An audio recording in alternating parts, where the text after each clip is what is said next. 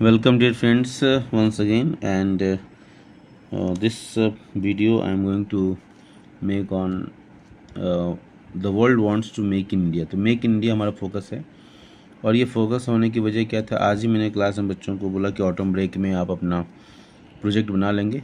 तो 20 मार्क का प्रोजेक्ट होता है, और हर साल हम लोग बच्चों को देते हैं प्रोजेक्ट बनाने के लिए। क्लास 11th में भी देते हैं, क्लास 12th में देते हैं। तो बच्चों को, जो हमारे बच्चे हैं, अलग अलग बच्चों को अलग अलग प्रोजेक्ट दिया गया, और उनको बताया कि ये थोड़ा सा इनोवेटिव प्रोजेक्ट रहे। सारे बच्चे एक मतलब कॉमन प्रोजेक्ट की तरह बना लेंगे। 4-5 बच्चे अगर एक ही प्रोजेक्ट बनाते हैं तो इंप्रेशन ख़राब होता है। तो इसलिए मैंने बच्चों को अलग अलग प्रोजेक्ट दिया। तो और ये बच्चों के लिए भी अच्छा है, चैलेंजिंग होना भी चाहिए। तो ये हमारा ये प्रोजेक्ट जो है अब मेक इन इंडिया पर है, तो इसमें बहुत सारी चीज़ें ऐसी आ सकती हैं जो लेटेस्ट डेटा के रूप में कर लिया जाए। बच्चे इसका रेफरेंस भी ले सकते हैं। तो ये एक पॉइंट ऑफ व्यू है कि how world is seeing India, और what is the future of India's make in India project. कुछ मुझे ऐसा लगा, और मुझे लगा कि बच्चों के साथ शेयर करना चाहिए। तो ये टॉपिक, मुझे हेडिंग जो है इसका, हेडलाइंस बड़ा कैची लगा, और तो इसलिए मैंने कहा कि एक बार इसको रीडिंग कर लूँ। तो world wants to make in India, decisive leadership, a large market, a young workforce, and a vibrant democracy make India an attractive proposition for investors। ये सारी चीज़ें जो हैं इंडिया को एक इन्वेस्टर्स के पॉइंट ऑफ व्यू से, एक या एंटरप्रेन्योर्स के पॉइंट ऑफ व्यू से कह लें, तो एक अट्रैक्टिव मार्केट की तरह दिखाई देता है, जहाँ पर उनके ग्रोथ होने की संभावनाएं भरपूर हैं तो भरपूर है। तो थोड़ा सा इसको फॉन्ट बड़ा कर लें हम, और बड़ा होने की संभावना है। अभी सही है। तो India's transformation from an economy weakened by a decade of mismanagement under the United Progressive Alliance (UPA) government to a rare sought after bright spot in today's tumultuous very good world. Okay, world is a result of various effective policies, including the flagship Make in India initiative। तो ये कहना चाह रहे हैं कि जो, अगर हम, ये बात तो उस समय भी उठी थी जब 1990 में 1991 में हमारी इकोनॉमिक पॉलिसी आई थी। 24 जुलाई 1991 को हमारी न्यू इकोनॉमिक पॉलिसी आई थी, और मनमोहन सिंह हमारे फाइनेंस मिनिस्टर हुआ करते थे, और पीवी नरसिम्हा राव, सारा क्रेडिट मनमोहन सिंह को दिया गया। पीवी नरसिम्हा राव बिल्कुल साइड लाइन हो गए बेचारे। हालांकि प्राइम मिनिस्टर का नाम होता है, और उससे पहले सारे प्राइम मिनिस्टर के ही नाम होते थे, लेकिन मनमोहन सिंह, पीवी नरसिम्हा राव के साथ एक बड़ा ही दुखद रहा कि उनका नाम नहीं हुआ। किस वजह से नहीं हुआ वो हम उस पर चर्चा नहीं करना चाहेंगे फिलहाल। तो मनमोहन सिंह, पीवी नरसिम्हा राव और मनमोहन सिंह की जोड़ी थी, और अपोजिशन में अटल बिहारी वाजपेयी जी थे। तो ये सारे कॉम्बिनेशन, क्योंकि कोई भी डिसीजन अगर अपोजिशन का साथ नहीं मिले तो वो बहुत सक्सेसफुल नहीं हो पाता है। तो उस समय भी ये कहा गया था कि भारत की इकोनॉमी बड़ी ख़राब थी। फिर सेकंड में यूपीए, मतलब ये जो बताया जा रहा है कि जो गवर्नमेंट जब 10 साल शासन करने के बाद मनमोहन सिंह की सरकार जब गई, तो उस समय भी आर्थिक स्थिति उतनी अच्छी नहीं थी। तो वो यहाँ पर चर्चा की गई है। तो अब की जो स्थिति है उसमें निश्चित रूप से जो हमारा, अगर हम फॉरेन एक्सचेंज रिजर्व की बात करें, फिजिकल डेफिसिट की बात करें, तो निश्चित रूप से पहले की तुलना में ये गवर्नमेंट इकोनॉमी की स्थिति बेहतर दिखाई देती है।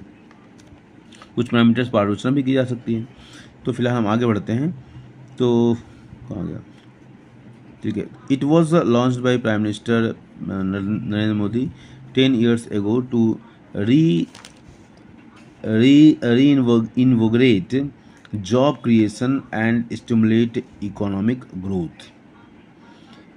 द मेक इन इंडिया, मतलब ये कहने का मतलब कि 10 साल पहले जो लागू किया गया था, और उसको जॉब क्रिएशन को वाइब्रेंट बनाने के लिए, उसमें को स्टिमुलस देने के लिए ये शुरू किया गया था। The make in India mission has delivered results that make the country a favored investment destination। As PM Modi said, it is a roaring success that has made India the focus of a global attention and curiosity। It has empowered a business, especially MSMEs, micro, small and medium enterprises, to produce high quality goods and transformed several sectors from being importers of substandard products to exporters of high quality goods. अब MSME पर की बात की गई तो MSME की वजह से ही चाइना आगे बढ़ा और भारत में कहीं ना कहीं एमएसएमई को प्रमोट नहीं किया गया, हैवी इंडस्ट्रीज़ के ऊपर फोकस किया गया और बाद में जो भारत का एक्सपोर्ट वगैरह पर भी इसका एक इम्पैक्ट बड़ा बुरा थोड़ा सा असर रहा, क्योंकि एमएसएमई के क्षेत्र में चाइना को एज मिला। जो हाउस होल्ड प्रोडक्ट्स हैं या और भी जो एंटरप्रेन्योरशिप को डेवलप करने की बात हुई, उसमें एक्सपोर्ट उसका बढ़ा, ठीक है। तो उसने मीडियम और स्मॉल इंडस्ट्रीज़ को प्रमोट किया, जिससे एम्प्लॉयमेंट जनरेशन भी हुआ और एक्सपोर्ट जो फॉरेन एक्सचेंज उसकी वजह से बढ़ा, चूँकि एक्सपोर्ट बढ़ रहा है तो उसने ऐसे कंट्रीज़ को टैप किया। और भारत ने जो स्ट्रेटजी अपनाई हैवी इंडस्ट्रीज़ की, तो हैवी इंडस्ट्रीज़ में ऑलरेडी बहुत सारे प्लेयर्स थे और भारत के साथ समस्या भी थी, ऐसा नहीं कह सकता कि बिल्कुल गलत डिसीजन था। तो भारत स्ट्रॉन्ग बेस बनाना चाहता था और चाइना भी ऑलमोस्ट उसी समय रिपब्लिक बना था, 1949 में चाइना रिपब्लिक बना था। लेकिन चाइना की स्ट्रेटजी बहुत सक्सेसफुल दिखाई देती है। हालांकि चाइना का जो पॉलिटिकल जो सेटअप है वो अलग है, कम्युनिस्ट, जहाँ पर ह्यूमन राइट्स वायलेशन ये सब तमाम चीज़ें जो है आरोप लगाया जा सकता है और हमारे यहाँ फ्रीडम है। तो एक डेमोक्रेसी और डिक्टेटरशिप में जो डिफरेंसेस होते हैं और जो रिजल्ट का असर होता है वो भी एक कारण बन सकता है। फिलहाल उतना लंबा मेरा फोकस नहीं है। अब आते हैं, an example of this transformation is toy manufacturing which has been, देखिए टॉय मैन्युफैक्चरिंग को फोकस किया गया। 239% jump in exports while imports have halved. अभी देखिए मतलब ये दिखाया गया कि एमएसएमई पर अगर हमने फोकस किया तो उसका परिणाम क्या निकला कि 239% जंप हुआ टॉय के का जो है एक्सपोर्ट है उसमें 239% जंप हुआ, वाइल इम्पोर्ट्स हैव हाफ, और उस इम्पोर्ट जो है हाफ हो गया। So this has helped local manufacturers and sellers, and of course the children who were earlier exposed to hazardous low quality toys that were imported। ठीक है, specially हम China से जो माल आता है हमारे यहाँ तो वो लो क्वालिटी का होता है और hazardous भी होता है। तो India's journey has been exciting and the future looks even more promising। The wide array of policies initiated by the Modi government to encourage investment and provide high quality goods and services is now bearing fruit, मतलब उसके फ़ायदे नज़र आ रहे हैं। The exciting journey began from a precarious position। The scam scared UPA government had inherited a robust economy with a strong macroeconomic fundamentals, but it left behind a mess that made citizens anxious and business pessimistic। Economy की कुछ circumstances पर चर्चा की गई है कि वो पहले ठीक नहीं थी, उसके बारे में ज़्यादा हमको एलिब्रेट नहीं करने की जरूरत है। The economy was in a state of disarray, plagued by high inflation, slow growth, and unstable rupees, vulnerable banking system, and a neglected manufacturing sector. On top of that, the UPA government faced a series of corruption scandals involving boggling sums of money। However, after ये सारे circumstances, ये सारी स्थितियों का वर्णन किया गया है कि इस इकोनॉमी की क्या स्थिति थी। However, after a decade of PM Modi's visionary leadership, India has maintained manufacturing momentum despite formidable challenges like 2 wars and the devastating global pandemic। देखिए अब यहाँ पर चर्चा की गई है कि प्राइम मिनिस्टर की विजनरी लीडरशिप की बात की गई है कि उन्होंने किस प्रकार मैन्युफैक्चरिंग और जो जो चैलेंजेस थे, जो वॉर हो रहा था, हाँ, तो उन सब वॉर और पेंडेमिक के बीच में इकोनॉमी को एक अच्छे लीडरशिप के माध्यम से उन्होंने ऊपर ले आने का प्रयास किया. As a PM rightly said, Make in India initiative illustrates the collective resolve of the 140 crore Indians to make our nation a powerhouse of manufacturing and innovations. The noteworthy how exports have risen in various sectors, capacities have been built, and thus the economy has strengthened. In contrast to the UPA era, which was plagued by scandals, the Modi government has overseen a surge of innovations with the Startup India initiatives leading to the creations of about 15 lakhs jobs. These startups are not just creating jobs, they are also providing solutions to the reducing food wastages, provide better health care, empower women, help farmers, and improve sanitation. The government is also supporting manufacturing through initiatives like the development of 11 industrial corridors and 20 smart cities, attracting investments of rupees 1.7 lakh crore and generating direct and indirect employment for thousands.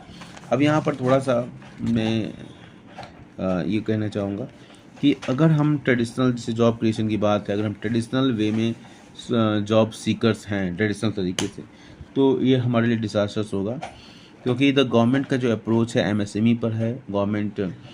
जो government के institutions हैं जिसकी productivity ठीक नहीं है, जो loss making जा रहे हैं, उनको किसी न किसी तरीके से वो प्राइवेटाइजेशन हो रहा है, जो कि गवर्नमेंट की 1991 की जो पॉलिसी है उसी का एक कंटिन्यूएशन है, जिस इन्वेस्टमेंट के तहत जो लॉस मेकिंग है उसको गवर्नमेंट जो प्रॉफिटेबिलिटी जब नहीं करेंगे, तो जब इंडस्ट्रीज प्रॉफिट नहीं मेकर्स नहीं होंगे तो उनको बंद ही करना पड़ेगा. No doubt in that. ये यूएसएसआर में भी हुआ और हर जगह जहाँ जहाँ पर इस तरह के रूल्स थे, कम्युनिस्ट रूल था, वहाँ कहीं ना कहीं ये डिबैकल देखा गया है.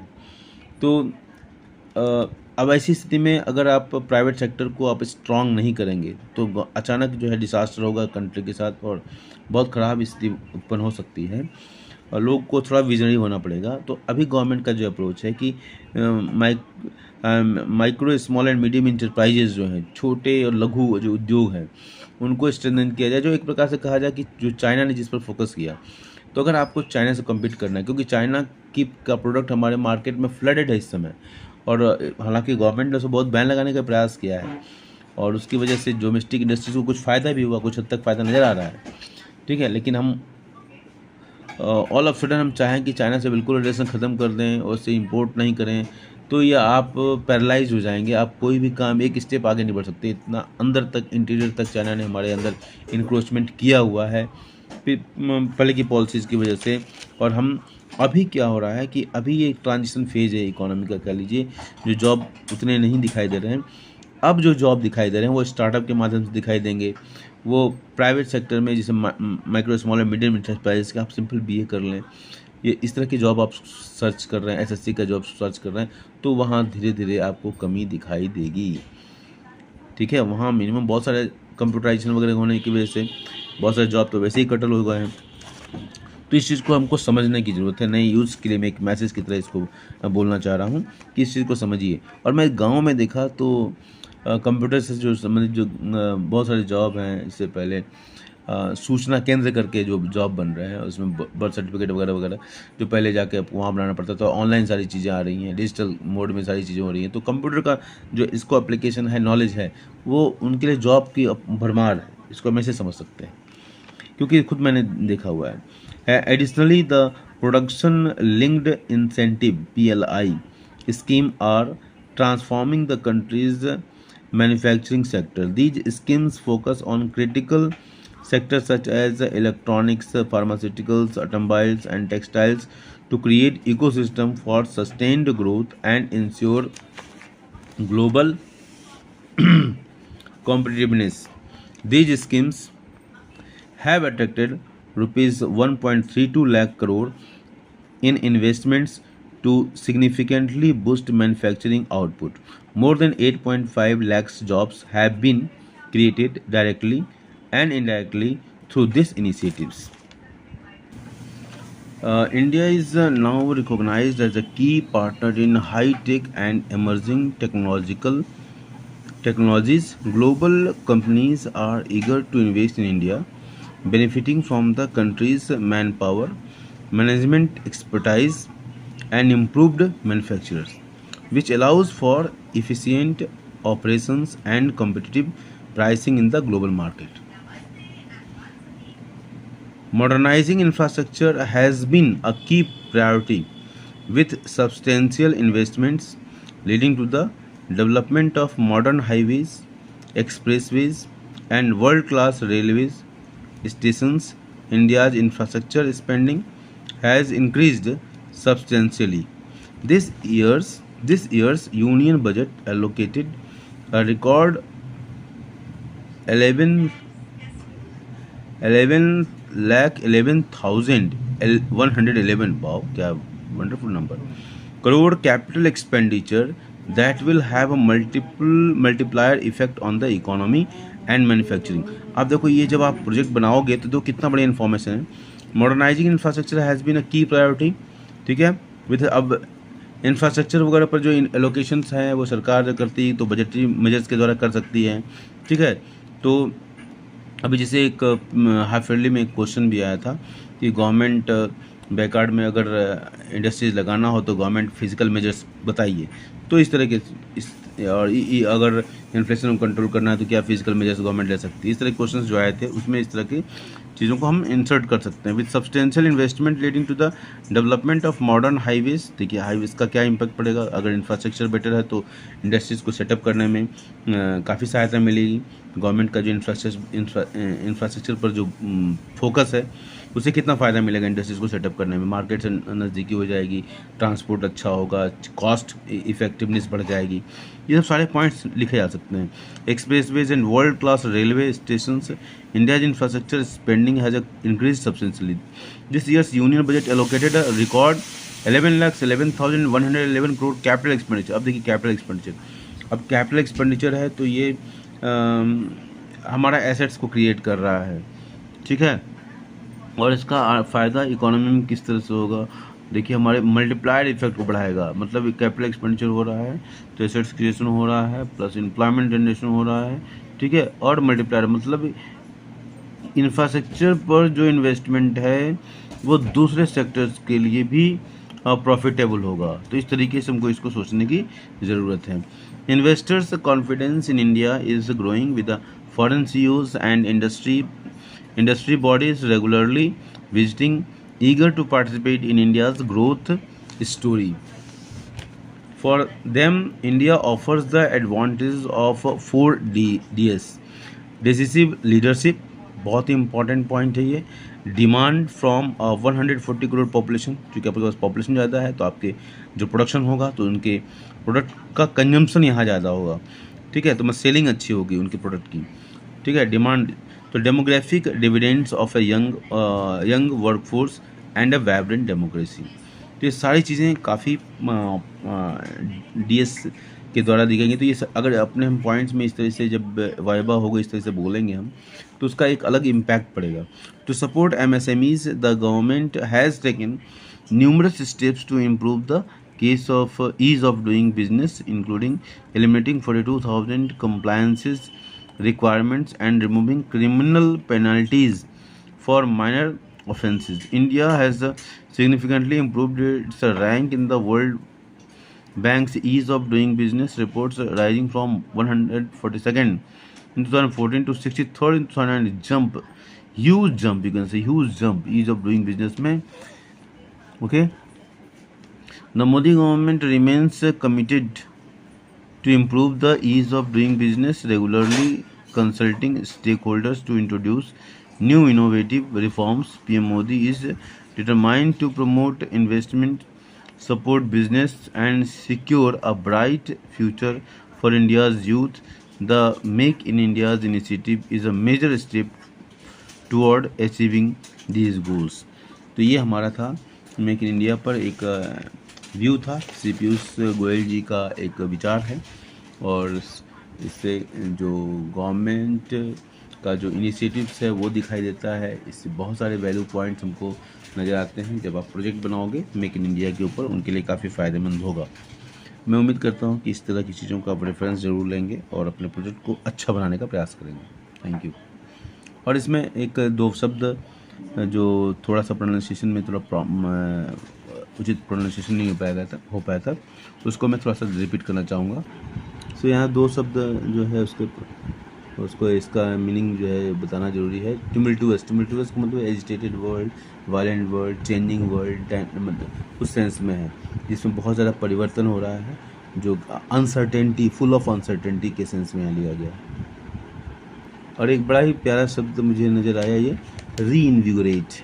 मतलब रीइन्विगोरेट का मतलब क्या है कि giving strength, energy, vibrations to the new job creation. मतलब एक बूस्ट देने की बात की गई है कि जॉब क्रिएशन में एक प्रकार का प्रेशर आया, नया जोश आया, नया तरीका आया, नया एनर्जी के साथ जो सरकार ने इस तरफ प्रयास किया गया है कि ज़्यादा से ज़्यादा जॉब क्रिएट हो सके, उस सेंस में इसका प्रयोग किया गया।